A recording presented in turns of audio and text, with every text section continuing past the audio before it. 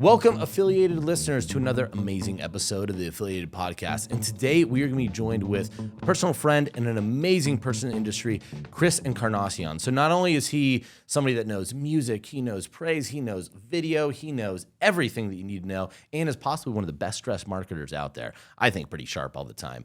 But he's going to be sharing with us something that everyone that wants a winning VSL or wants to know how to spot a winning VSL needs to know, with some tips from one of the best VSL producers in the industry to tell you exactly the things that you need to have and the elements that you need to have in your VSL to make sure that it's going to be something that's generating millions and millions and millions of dollars for you time and time again. So this is an episode you're going to want to stay in for. Plus, we made a delightful drink in honor of Chris that we really enjoyed. So with that, jump in. Let's give it a listen.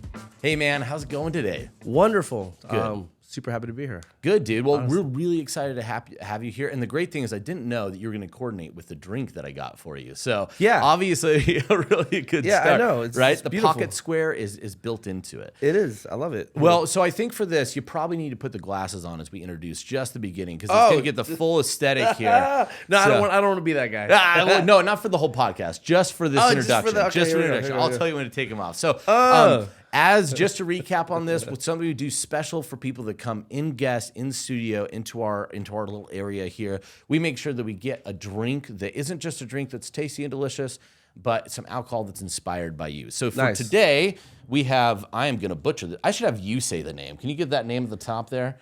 Tequila? Well, the L. Sorry, the L. Yeah. Oh, El Tequileño. There we go. That sounds fancier than how I would have whited that up. But this is a Reposado from an amazing tequila brand.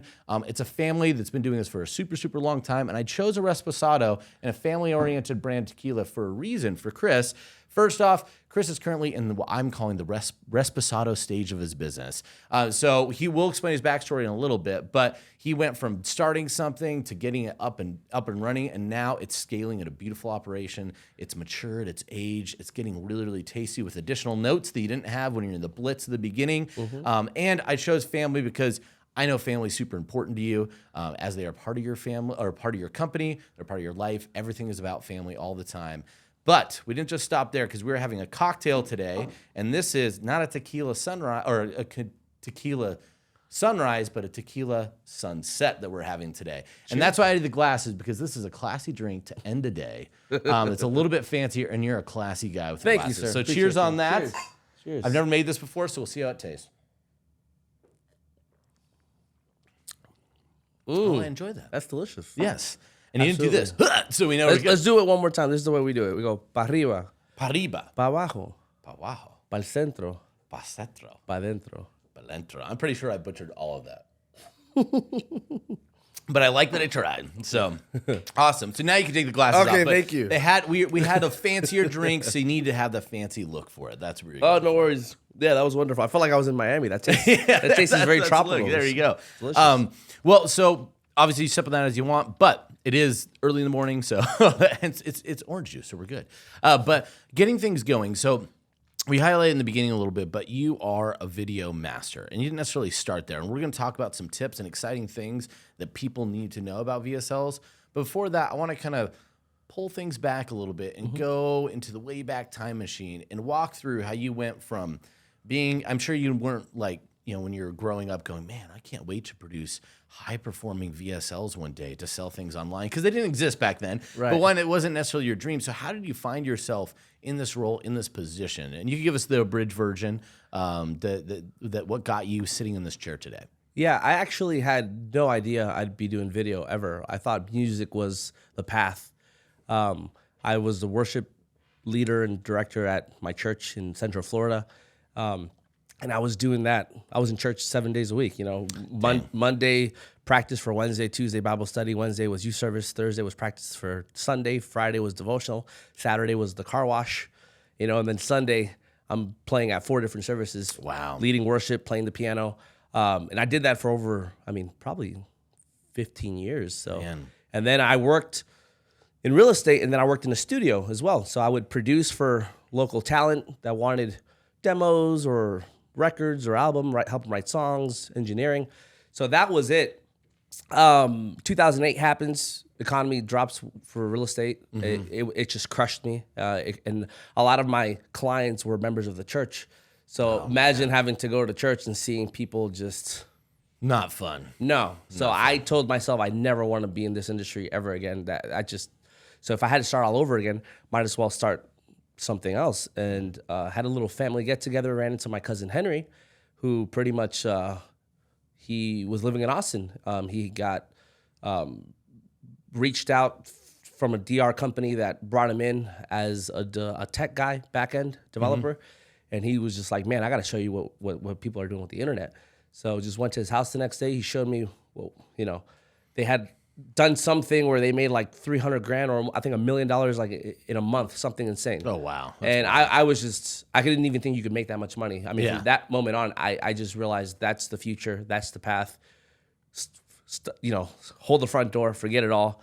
I am now going to just hover over you and just watch you work and figure this out. Yeah. What do I need to do? Yeah. So he just, you really want to learn this stuff? You know, I said, yes. And then he put me on Armin Morin videos and Frank Kern videos and Mike Fulsame stuff. And I just started absorbing all this stuff like in 2008, right? Right in the beginning, 2008-ish.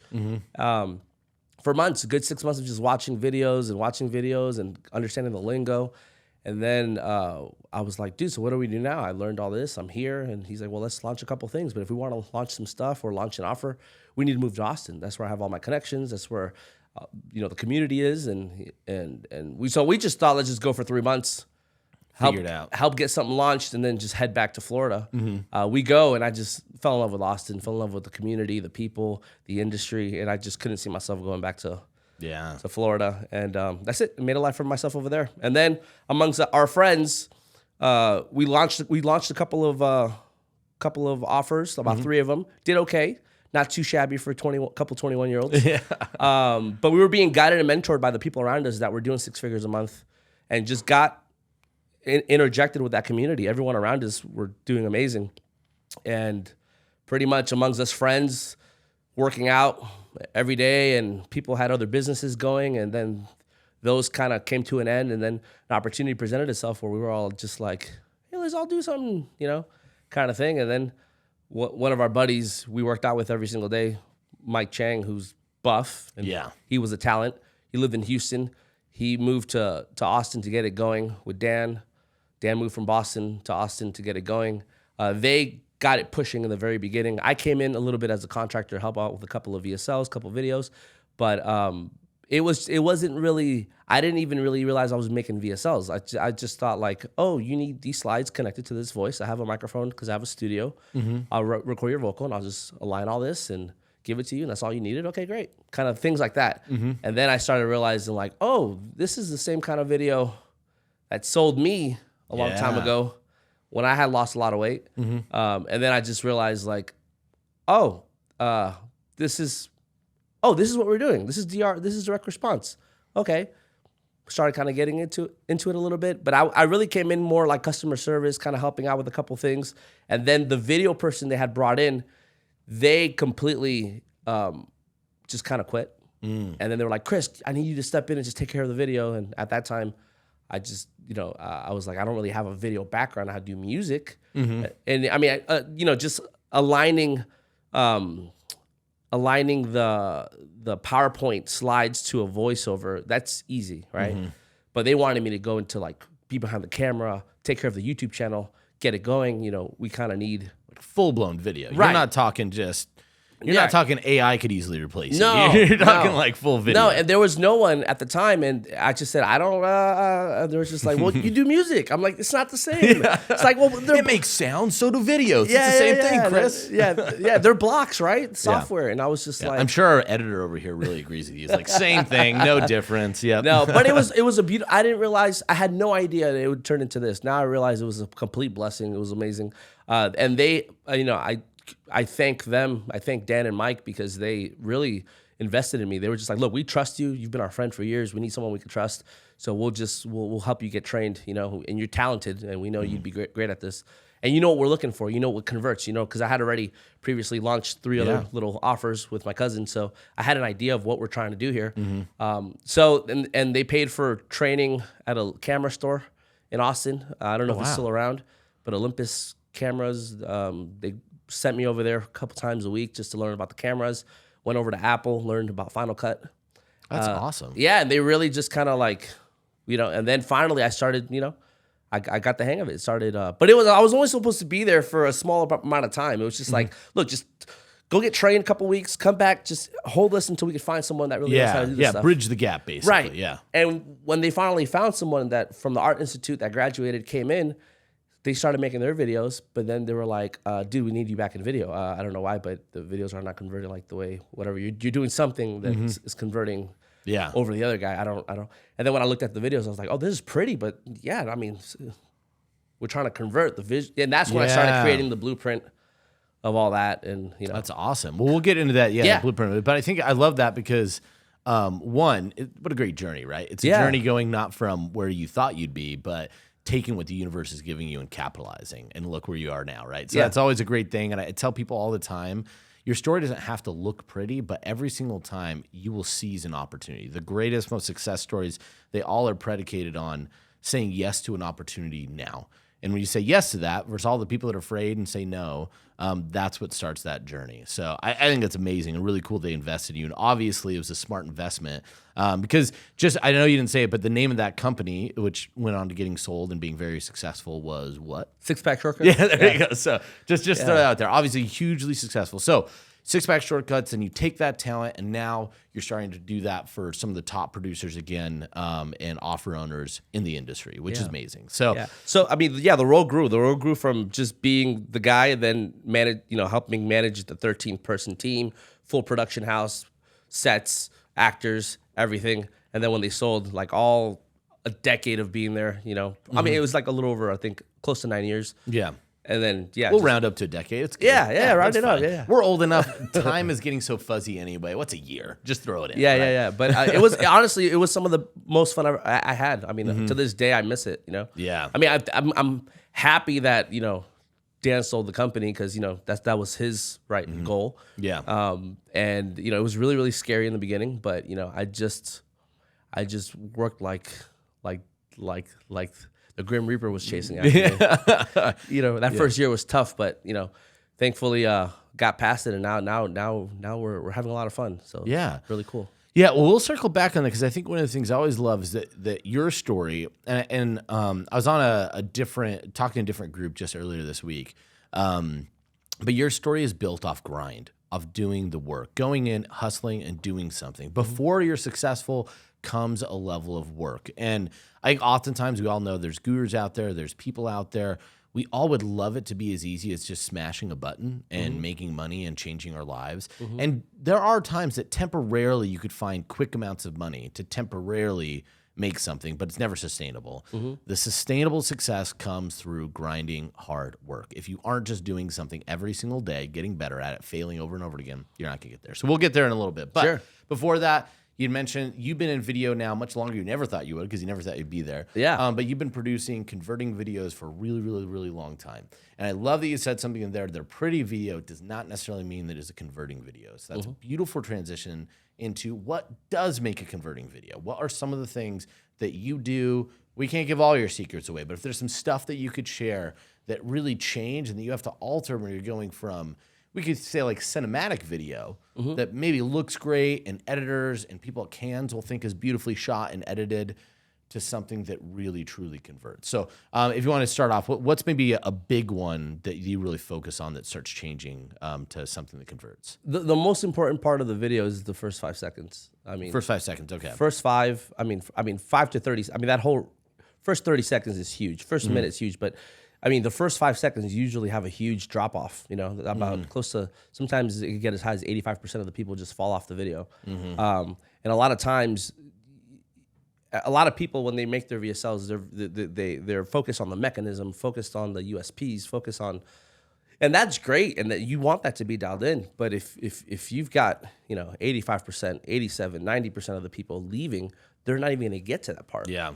And I feel like also a huge mistake is selling them in the very beginning. I see that a lot. No one wants to be sold. I mean, the truth is no one wants to watch your video. Yeah. Like no one wants to watch it. And sometimes we forget that these are people, right? These are actual people. These numbers, these clicks, these are real people with brain's emotions with feelings. And As we just saw, one came into our office looking to try and buy something. Right, there you go, We had right? an actual local customer. So. Yeah. Humans. and I got a huge sense of that when I went to Thanksgiving to a family's friend in Texas, probably 4 hours away from where we lived. And I went to go use the restroom, and I saw a bottle of a weight loss supplement of a VSL that I did.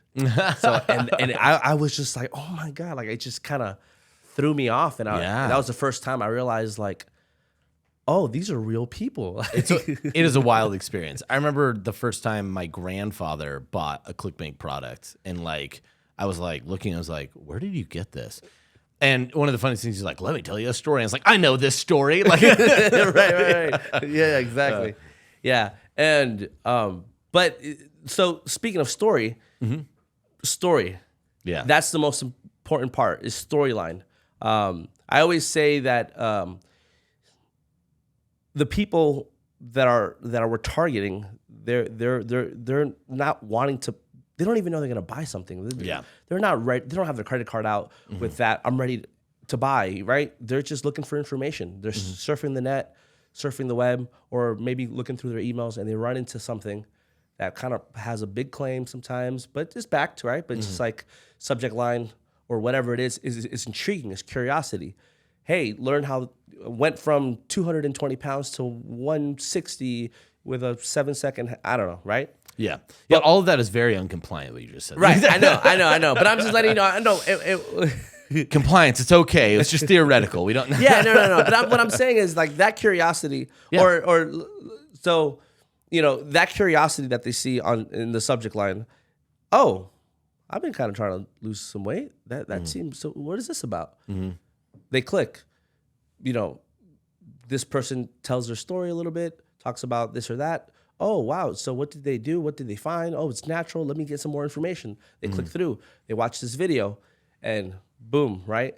Now, imagine if you're just trying to sell them right from the beginning, right? Like, hey, for $49, get this. They're just going to scroll right past it. Yeah. So I feel when the VSLs go straight into selling in the very beginning, explaining exactly what it is, that's completely a big no-no. I think it has to do with story, right? I mean, look, if you have a product, you're passionate about it, you put a lot of time into it. I'm sure what made you passionate about this product? There's a story behind that motivated you to actually make the product. Yeah. So put that in the VSL. Yeah.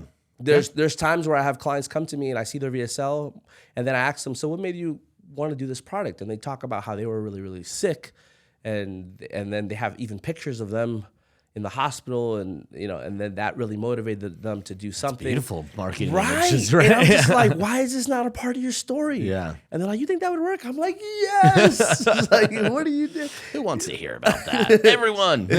Right. That's like, it's all about the story. I always say, like, my wife and I, sometimes when we have downtime, we'll get on Netflix and watch a show. And the last 30 seconds of that episode just kind of like puts you on the edge of your seat, thriller, feeling, emotion levels are being pulled, and you just have to watch a little bit of the next one. It could be 1 a.m, and you guys look at each other and you're like, one more? Yeah, okay, totally. I have to. We have to. We can't just, okay, go to bed. Yeah. So that feeling, or that, try to get that somehow to happen within the first 5 to 30 seconds. Yeah. No, that's great, and you're just totally right. Like, if you're not capturing that initial attention in a way that they weren't looking to be interested, right? They've gotten some clicks to get in there, but their commitment is very low to that point. So let's talk about that first 5 seconds. I know one of the common things, or that first 5 to 30 seconds, one of those common things I seem to see is the countdown timer, though. So is that a device that you can't help to want to see what happens when it gets down to 1 that keeps people going through? Especially if you were like loading your VSL straight onto a YouTube ad. Is that kind of what that mechanism's doing, or kind of walk me through the countdown then for that first 5 seconds? I'm currently split testing without it. Okay. On a couple of offers just to see, because we were looking at data and around, like I said, 5 seconds, 85% of people are pretty much leaving. So now we're kind of split testing. Hey, let's just get right into it, because I recommend Vitalytics to everyone. Vitalytics, I think, if you're not using Vitalytics as your player, then bonus tip number 4. Use Vitalytics. No, 1,000%. I mean, they're not paying me to say this. Like, I just, Videolytics is amazing. What they do. I've had clients split test Videolytics versus Vimeo versus YouTube, and Videolytics outperformed and out converted. Yeah. On top of that, it just gives you so much data, metrics and you could. There's all these amazing settings you could do, like the beginning looping where it kind of plays and then you hit play and then it starts again from the beginning. Just different ways you could kind of, get rid of the play button, get rid of the bar, just leave maybe sound, So with Videolytics, we're gonna test now without that. But yes, the countdown was a huge part of it. But I feel like sometimes people were missing the mark with the countdown. I think they were hurting their videos. Just having a countdown, just say 5, 4, 3, 2, 1 is not enough. I think you need to take some of like the big wins of the VSL. If there's a huge before and after in the VSL that's a part of your story, then as you're counting down, 3, show the before, 2, show the after. That's awesome. 1, show maybe a glimpse of something that they're doing, drinking a water or something that's helping them make all that happen. And then 1, and then while you're doing that, have a loading bar. Like this is loading. Because like you got to think of the psychology, right? Everything that you could think of that would make someone kind of wait, because they're used to waiting when they see something. Throw it in there. Loading bar, countdown, and then and then the 3, 2. So you have to make it where it's telling the story without sound. Play it without sound. Is it powerful enough to capture your attention to want to know what is this about? Like what's going on? Yeah, because it's most likely going to be muted when they first land on there, especially on their phones. It's good.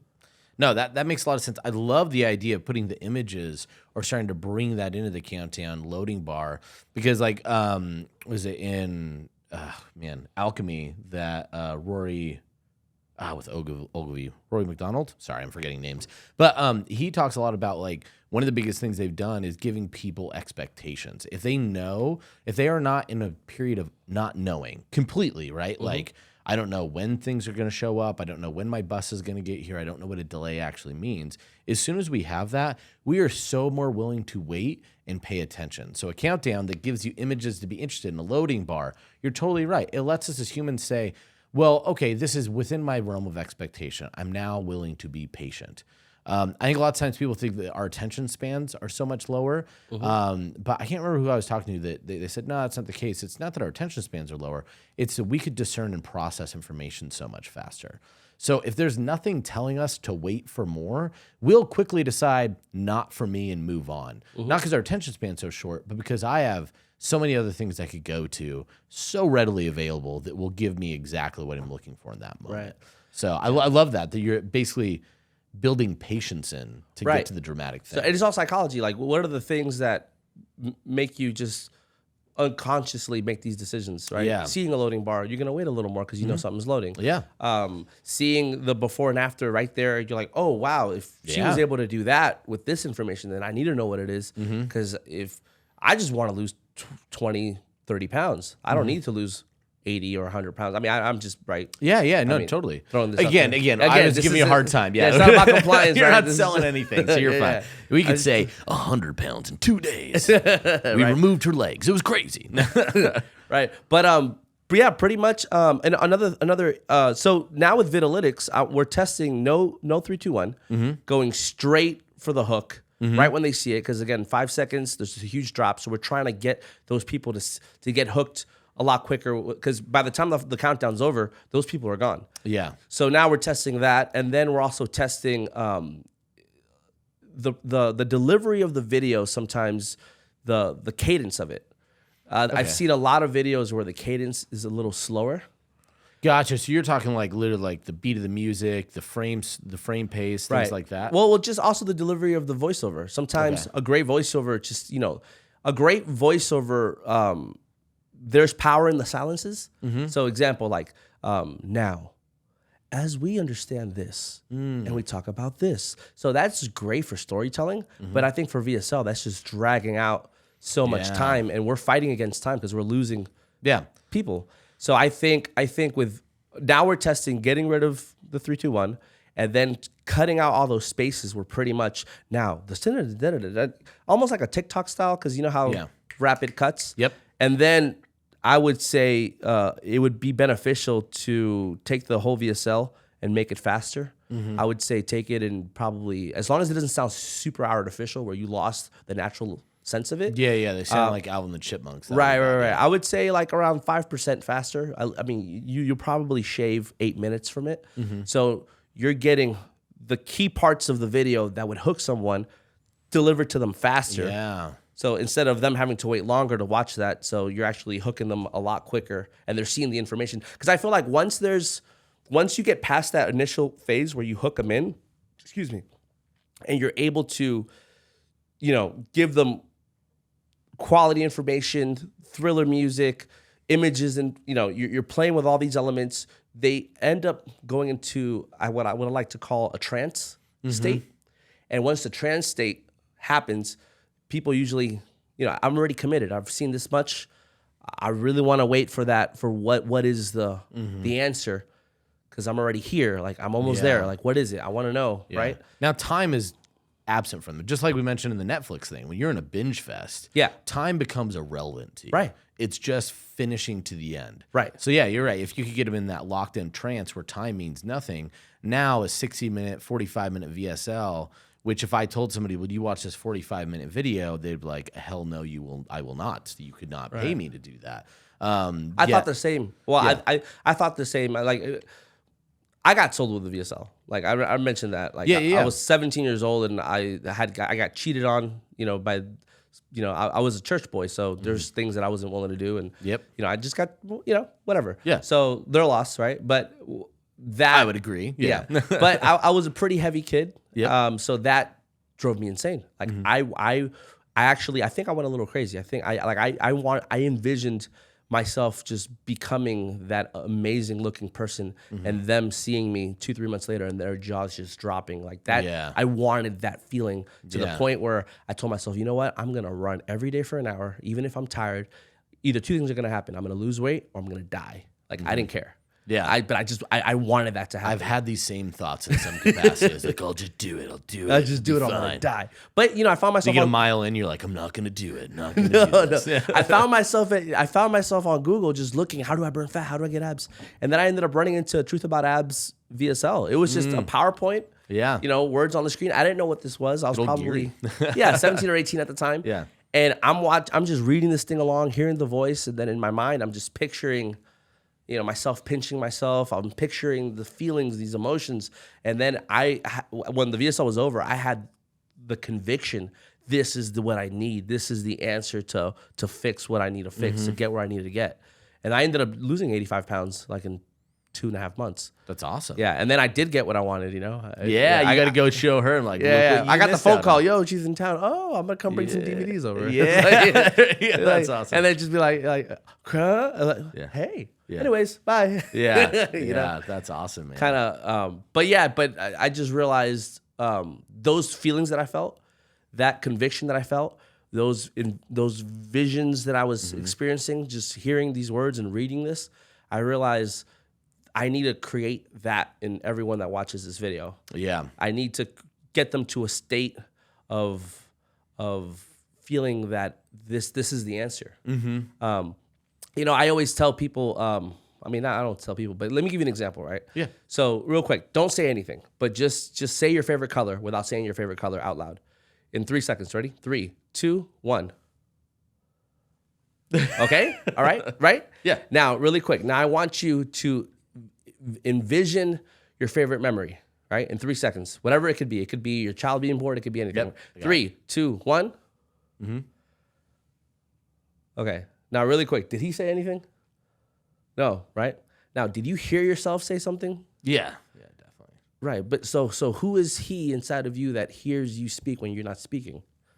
Oh, who is it? I mean, the voice inside my head that has my own voice that talks to me all the time. Yeah, yeah. He needs to shut up. That's what he needs You're right. But and now, the visions that you were having. Did you see color? Did you? Of course. You sensed it, right? But you're here with us. How did you go into the past, right? Yeah. Like, so what I'm saying is, we're speaking to that person. You're speaking to that lizard brain, and what we're really doing is we're creating the VSL in their head. Right. So with that's when it really changes. Right. Gotcha. So what we need to do is put down those guards, because everyone thinks scam, gimmicky, things like that, right? So we need to just story. Story is what, like, oh, I connect with that story. That's me. I see myself there. I went through that. So what I also advise is in the first 30 seconds of the VSL, everything that your avatar does, it pain points, right? So if they're losing weight, they pinch themselves, they're looking in the mirror, they hate eating salads, they're weighing, they're measuring. I would show all those clips, within those first 30 seconds. If obviously the story allowed me to, right? Yeah. But I was just really just try to like, because then while they're watching, in my psyche tells me if they watch something that they do and they connect with it, they go, oh, I do that. Like, oh, this is for me. Yeah. Yeah. So it's like at 30 seconds, the goal is whatever primary emotional driver, because that's where it could change, right? Where yours, I'm sure, something that fed to that almost like, because it's like anger and shame, right? At the end of the day, you were ashamed that you felt like you lost somebody you cared about for the way that you looked, right? It's some capacity, something that made you feel shame. And as soon as that was identified that somebody else felt ashamed of that, and you could feel and connect with that, like you said, you're like, this is for me. I'm at the right place. I was kind of thinking as you were talking about this, but so much of, I think, VSLs and our marketing are predicated on almost making something feel serendipitous, that you didn't mean to find it, but it found you. So your VSL should find people instead of them find your VSL. And that's where you're kind of, playing on that emotion. Then you connect with it, and all of a sudden you feel, I'm here. The visions in my head are now also on the screen, and they start coming together. And that's how you could imagine going from 30 seconds to 45 minutes and have somebody being fully engaged, committed, and ready to buy at the end. That's awesome. Because once they're invested in the story and they connect with the story, and they're convinced that this is for me, they're talking to me. Like, we're talking to one person here. Yeah. Like, that's one of the biggest issues too. When everyone makes a VSL, they're thinking, oh, I'm gonna sell hordes of people. Yeah, I'm talking to a Walmart filled with humans. Yeah, I'm gonna move 8,000 bottles this week, right? That's what they're trying to do. Yeah. But we're talking to one person, just one avatar, one person that's going through this pain point that you could connect with, and you'll do the calculations and see like, oh, this is the avatar we want to aim for, because obviously the probability that this one out of everyone in this pool, it matches our audience, right? Yeah. So you just want to talk to that one person. Just that one person. That's it. So we'll do one more on video, because I know the beginning is really, really important. But this is, two. I want to do two things just to kind of ask for some tidbits.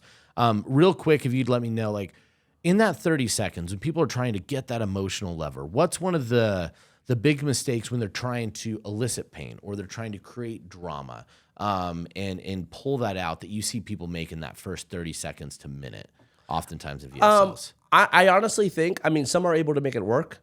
But I really think I'm all about custom shots. With what we offer, we shoot and we go into full production and we hire actors. We do everything. I feel like a lot of the stock stuff is starting to kind of give a sense of scammy or a sense of this is not real. Or some people are able to make it work and too well produced at times. Yeah. Yeah. So I just feel like, but I feel like if you could get behind the camera and carve out certain scenes that you can't find sometimes in some of these stock stuff, and you kind of just settle. And sometimes I feel like settling for the wrong shot hurts more than actually helping, just because you feel like you need something visual there. Yeah. Like, I really feel like at that point, just go PowerPoint.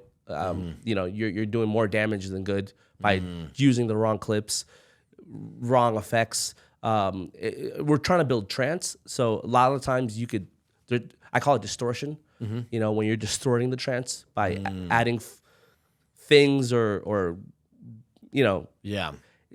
someone's just kind of, trigger happy with transitions and effects but it doesn't add an emotion. It's just, it looks pretty, right? Yeah. It's just like a smudge on a mirror. Everything looks great until you're like, where's that smudge? And all of a sudden now all you could think of is the part that didn't seem to make sense. And there's a smudge. I'm like, I need to go clean this. And you lose sight of everything, which then in a trance, you get a wrong image, you break that.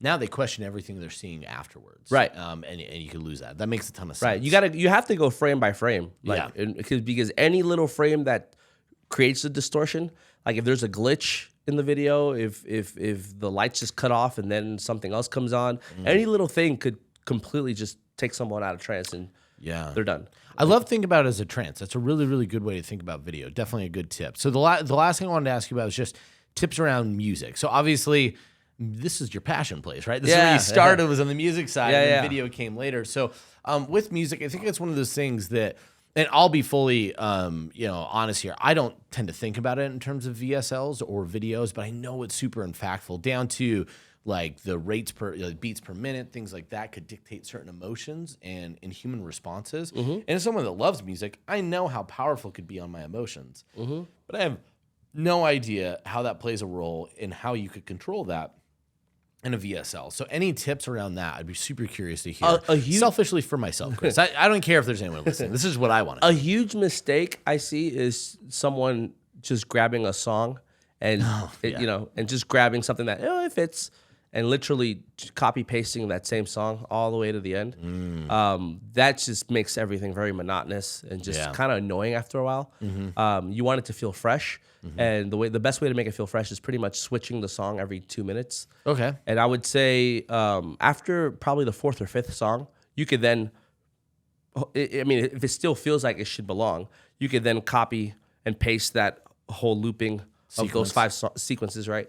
And then kind of get you all the way to the end. But once you get to like the last 10 minutes and you have the big reveal of what this is and testimonials are coming in, you could have like a champion song come on and you could pretty much just kind of ride that one out into the sunset. Gotcha. But one of the biggest issues that I see is people not using sound effects, just songs.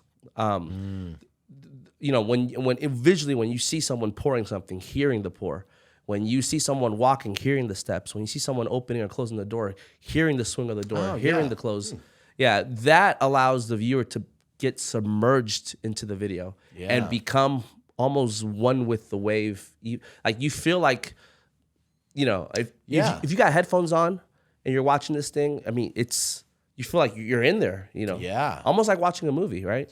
Yeah, that's so good. I wouldn't think of it. You mentioned the trance. That's going to get you deeper in there. Right. When our inside brain and the outside visuals start lining up, that's when you're in that state. So that makes a ton of sense. But you're right. I don't see that often, to be honest. Right. Outside of maybe like if they did custom footage at the beginning, but they'll show a pour later and it's just an empty pour on stock footage. That kind of makes it not feel like stock footage as soon as you have that sound effect in there too. Right, exactly. But if you could go custom, I say go custom all the time. Yeah. Some of the biggest brands that I've worked with that are in the 8 to 9 figure range, they're pretty much going full custom, and they're only going stock if they just don't have the shot and it's too expensive to go out into production again to go ahead and get it, and they absolutely need it because it'll help tell the story. Then they'll go grab a stock, but they won't try to. They'll make it either POV or they'll make it just where you just see it could be anyone's hand doing something, not actual just random people now out of the blue that's now in the story. Yeah. Let me give you an example. I don't know if your wife, my wife sometimes watches these kind of shows, but like Snapped. Right. Yeah, and you always worry when she watches Snap too. You're what's going on here? Like, are you doing some future planning? Hey, you're watching too many episodes. Like, you're taking a lot of notes on this episode. I'm a little bit concerned. Right. But when you've got people, talking heads telling the story, and then it switches over to 2 actors kind of reenacting what's happening, you don't assume, oh, these are just 2 actors. This is fake. You really feel, oh, this is real. This is what really happened. These people are reenacting what the story really is. That's the sense that you want to build with a VSL. That's what you want to create. You don't want to create someone just, oh, I'm watching this presentation with.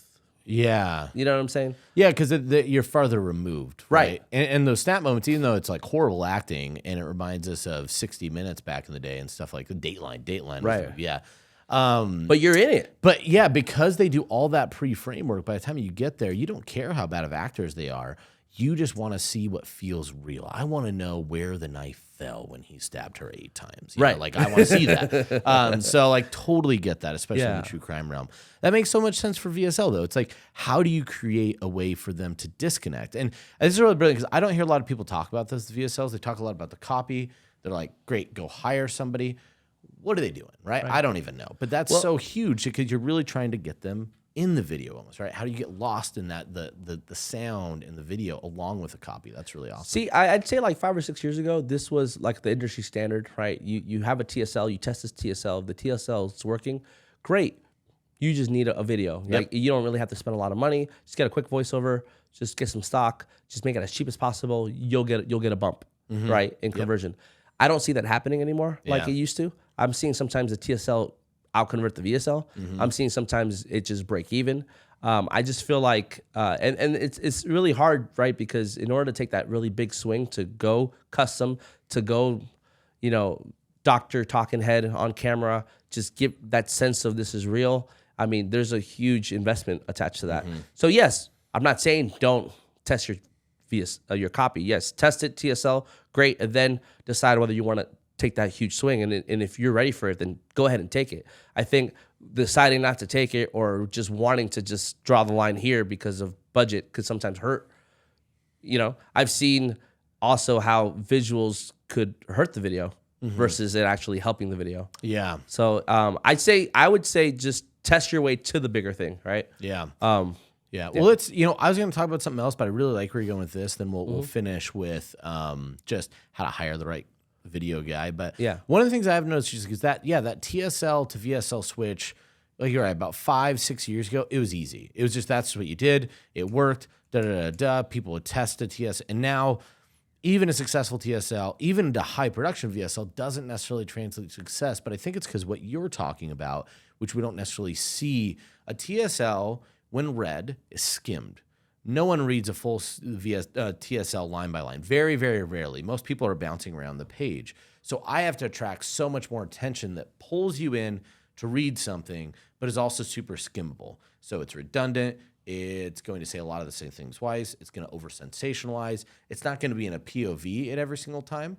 And there's a lot more kind of rangy text that you're going to get in a really good long-form sales letter. Still have emotional pulls. It's still telling a story, but it's just consumed very differently. Versus I think video now, and one of the reasons why custom's so big is I think that story shifts when you go to video. You can't be as crazy. You can't be as outlandish. The redundancies, the length, all that stuff starts shifting. You mentioned speeding up, right? How do you get faster? How do you go from where we're at an hour, what it used to be before, because there's the TSL, took 40 minutes, 45 minutes. And that is, I will tell the audience out here, VSLs that are successful are getting shorter. They're not getting longer. They are getting shorter. But I think I had this realization where I'm like, and you're just affirming it. I think one of the biggest differences is you're now bringing in two different mediums that did not exist in your TSL. You have video, like actual moving people, and audio in terms of music and sound. That changes the levers that you could pull. It completely changes the way that you pull emotion. So that being said, the question I was getting for you is, what are some of the big adjustments that you encourage people to make if they're going from TSL to VSL, or at least things that they should think about to help smooth that transition? Because it is more of an investment than it used to be. So how do you make sure that you could strategically not spend as much money and waste it, right? Right. So I always advise going the presenter route. Having someone on camera that represents the avatar, that the avatar could talk to and listen and is being talked to. Because this is a little, I think about it like this. This is an intimate situation that's happening. The person that's watching the VSL could be laying in bed, could be late at night. But it feels almost like a conversation with someone. Yeah. So someone that they're talking to, a brand ambassador, someone that's an expert, that's talking to the person, and then you've got the custom stock to help support or help kind of guide the story, right? Yep. Usually, if the budget's not there, they go voiceover, which I've seen a lot of people have voiceover. They make voiceover work. Yeah. I just think the brand ambassador, Agreed, yeah. It's just the way to go. The probability of that hitting versus the other one, I think, is higher. Yeah. Well, and just to support that too, you said the intimacy. So years ago now, I went to a YouTube thing that Google put on. It was at their offices down there in, I don't remember, somewhere in California. But I should remember. But one of the things they really talked about, we got the Google Labs. So Google Labs is literally a division in Google for YouTube that takes their top ad buyers and says, hey, we'd like to just do some random testing to see what converts best with the largest amounts of traffic. So we're going to do some stuff. You won't pay for any of it. It'll be free traffic, but let us do some experiments. One of the things that kept coming up is you had to be closer to the frame, tighter frames on faces, and faces mattered a ton in YouTube video for ads that converted. I went back and I started thinking about it. I was like, that's super interesting. You mentioned the intimacy thing. One of the biggest and still most successful streaming TV shows is The Office. what is so different about The Office relative to standard sitcoms prior to that? It was the change in the fact that they had interviews with one-on-one people with tighter frames, more face-to-face scenes, and it felt a lot more intimate because of this documentary style than anything else we had before. When did it go? When did it really blow up? The video iPod. When they were on video iPod, they already had loaded episodes in there in season 2. That's what blew up The Office, was not watching it on TV, but people watching on these small, intimate devices. So if you were thinking about going to video and wanting to be successful, you were totally right. A spokesperson, created custom content, and something that's more intimate is proven to be way more successful because we're watching on our phones and we're staring at it. Like, we love the FaceTime because it's more intimate, right? And it's zoomed in on the face. So I just bring that up. That you're 100% right. It is very intimate, and the more you can create that intimacy in terms of a conversation through video, I would imagine conversions will increase. At least that's what Google thinks. I've seen it. That's why you know. I'm being an open book and spilling it all out. Yeah, I know, and it's great. That's amazing. So I won't make you spill anymore because I actually think that's a beautiful way. The increase in intimacy. I know you're about to share one, but if anyone wants to know more, what I'd rather do is we're going to switch and talk that. Listen, like, there's a big investment here, and going to a big investment, having to do a VSL, get edited, writing, all that stuff. Selecting the right person becomes huge. So if you just give me some advice on a couple of questions or things you could look for when you're hiring a video team, an editor, whatever it might be, but someone who's going to make your winning VSL, what are some of the questions that you should ask or things that you believe they should be looking out for to make the right hire? When it comes to presenter? We'll say someone who's gonna make your video, not presenter. Just make literally, your whole video. the whole editor. For the other stuff, I know, like, we could talk way too long, but I'm like, we don't want this to be a 2-hour Joe Rogan podcast. So, Right. So yeah, we'll do the hiring, and then for people that have other questions on tidbits on how to go from TSL to VSL, we'll give them some ways to contact you at the end. Sure. Wow. Wonderful. So I would say if you're working with an editor that doesn't have experience making VSLs, storyboard. Grab that script and highlight every sentence and make a visual suggestion. Because this is the thing. A lot of times when copywriters write, they have the vision. Yeah. Sometimes they have the movie in their heads, but they don't. But sometimes the disconnect is that they never really have a conversation with the producer or the video editor. Yeah. They just hand it to the client. Client looked for an editor. They hand them the script and then go. If you could just have those two people talk to each other, and then the copywriter could let them know this was I envisioning here, maybe something, and they could actually help guide the editor a little bit with scene selection, with pacing. That conversation, I think, needs to happen in order for you. I think you would have the probability of you having a better VSL with you just making that one connection. I think it's higher than them not talking to each other. That's huge. I don't think that happens very often either, if I'm being honest. That's a huge one. Now, would you encourage then even the copywriter when they're writing beforehand, you tell them, hey, this is going to be for a VSL, like, when there's moments that you feel like there's a visual that you're going for that you want to see in your copy, make a note of that in the copy.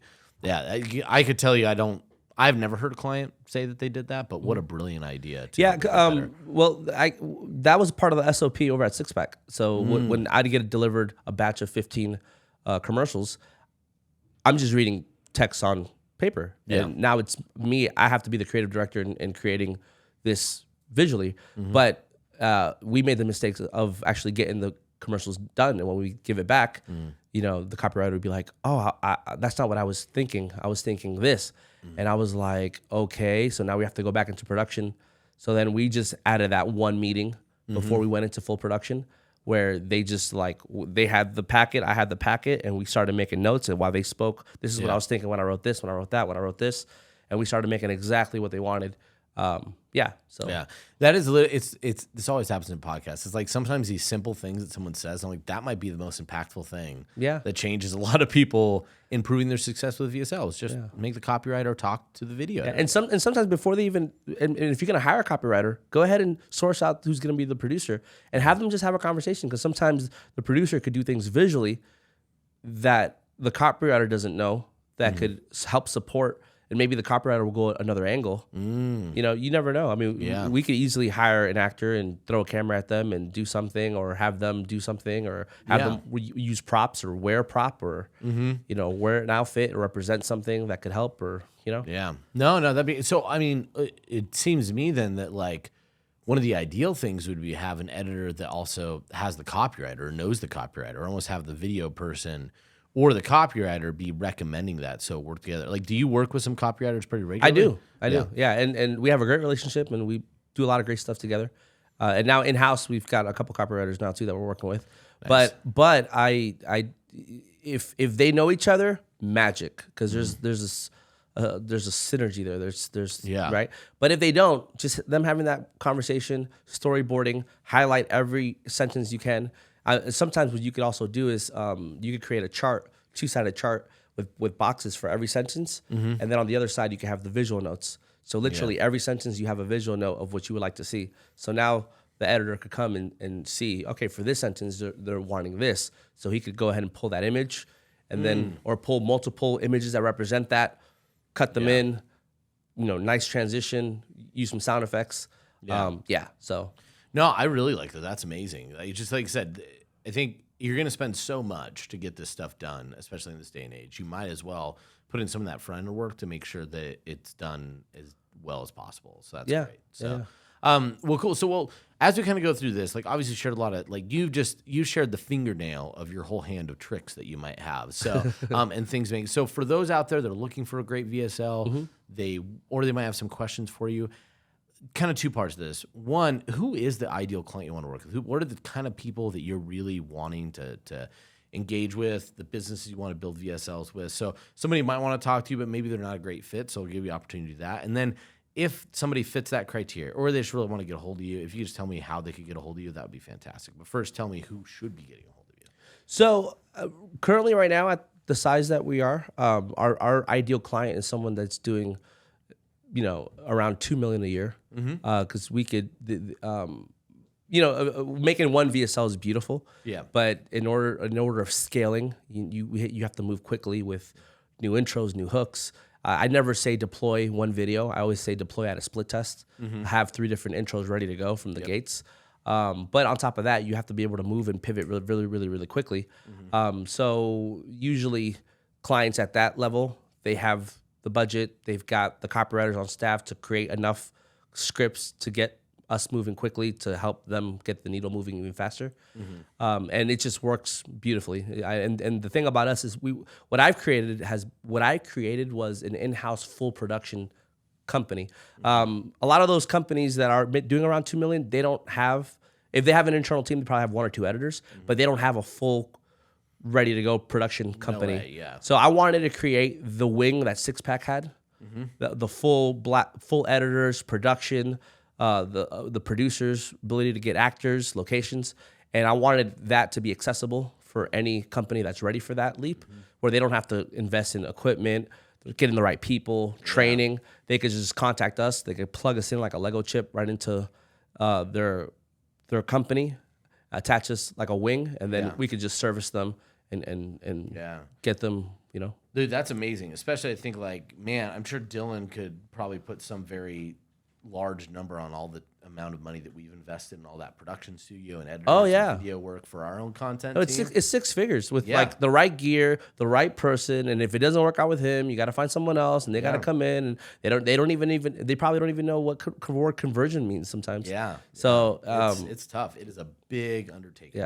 So what an amazing, you know, situation. And then on top of that too, they don't even necessarily, they just have to have, I want a VSL. Like you could literally take them from nothing to here's your beautiful VSL to right. Because you mentioned you have in-house copywriters. So it's like write your VSL, produce your VSL, scale, test, optimize your VSL. And also for scale too. Like if they want to go into having a YouTube channel, if they want to go into ads and creatives, if they want to go into having maybe a mini series as a digital product, if they want to go into, we pretty much, you know, so we just, this is where we live. This is what we do. That's awesome, man. Well, good. Well, perfect. Well, everyone, again, really appreciate the time, Chris. Appreciate sharing the drink with you, too. Hopefully it's enjoyable. And for everyone else out there, first, if you find yourself in the criteria that you are, as I lean back, sorry. Oh, but one thing too. Yes. Yeah, one thing too. I'm an open book. I'm a friendly guy. It's all about relationships. Oh, yeah. How do they get a hold of you? We realized we didn't say that. Just email me, Chris at VSL ads with Z at the end.com. So Chris at VSLADZ.com. And we'll put that in the show notes, just Sure. in the description, so you guys don't have to. Like me, I cannot spell anything, even if it's spelled to me like from an auditory standpoint. Won't work. But with that, again, really appreciate your time. If you find yourself, you're in that category, you're like, man, I'd like to work with Chris. Again, email him, reach out to him. If you have questions for him in general, maybe you're not there yet, but you will be. You want to ask him questions, that'd be great too. For the other ones out there, though, too, please take some of these tips we talked about. Start utilizing not just music, but sound effects. Make sure that you are putting your consumers into a trance by connecting with them through video and story, and really bring them into a level where they are going to feel like this is the primary solution that they have. And remember, it's not just the text. You have the video, you have the audio. Use all of it to create a really, really transitional experience with your video. And if you do that, you're going to have a winner. And then you can just hire Chris, because you're going to make so much damn money. Yeah, exactly. It'll be fantastic. But until next time, guys, really appreciate you coming and joining us. Please rate, review, subscribe, all the things. But actually, more importantly, what we'd really like to do is reach out to us. What are the conversations you wish we were having that we haven't had yet? Who are the people you'd like us to interview? We're always looking for your ideas and looking to give the content that you want that are going to change your business. But until next time, if Thomas is here, he'd say happy scaling. But I'm just going to say goodbye and look forward to talking to you again later. Thanks so much.